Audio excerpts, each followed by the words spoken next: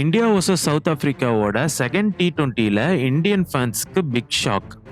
T20 ஹிஸ்டரியிலேயே one of the biggest டிஃபீட்ஸை India home சாயில்லே ஃபேஸ் பண்ணியிருக்காங்க. 51 ரன் வித்தியாசத்தில் இந்தியா செகண்ட் T20 மேட்சை லாஸ் பண்ணியிருக்காங்க.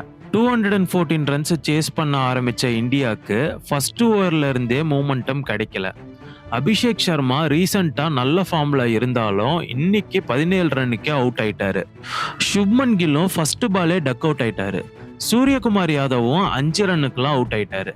திலக் வர்மா மட்டும் ஒரு ஃபைட்டிங் 50 எடுத்தாரு. ஆனால் டீமுக்கு அதுவே லாஸ்ட் ஓப் ஆயிடுச்சு.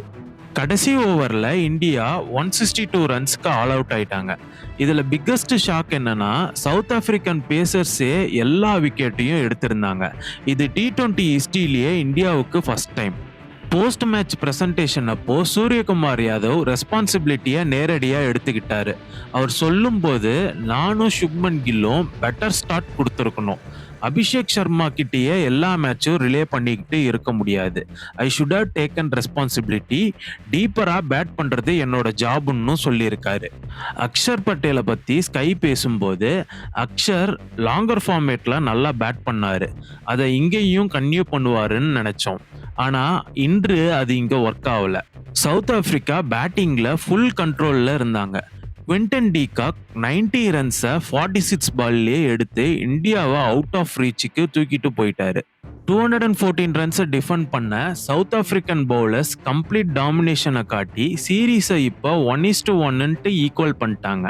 இந்த மேட்ச்ல இந்தியா கிரியேட் பண்ண சில அன்வான்ட் ரெக்கார்ட்ஸ். ஓம் சாயிலே இந்தியாவின் பிக்கஸ்ட் T20 டிஃபீட். ஃபர்ஸ்ட் டைமா இந்தியா 50 ரன்னுக்கும் அதிகமான வித்தியாசத்தில் லாஸ் பண்ணது. எல்லா 10 விக்கெட்ஸையும் ஃபாஸ்ட் பவுலர்ஸ்க்கே தந்தது. 13 மேட்சுக்கு அப்புறம் Bumrah plus Harshdeep combo first டைமா தோத்தது. T20 மேட்ச்லயே அதிகமான மேட்ச்களை சவுத் ஆப்பிரிக்கா இந்தியா கிட்ட ஜெயிச்சது. இந்த டிஃபீட்டை பற்றி நீங்க என்ன நினைக்கிறீங்க? ஸ்கை எடுத்துக்கிட்ட ரெஸ்பான்சிபிலிட்டி சரியா?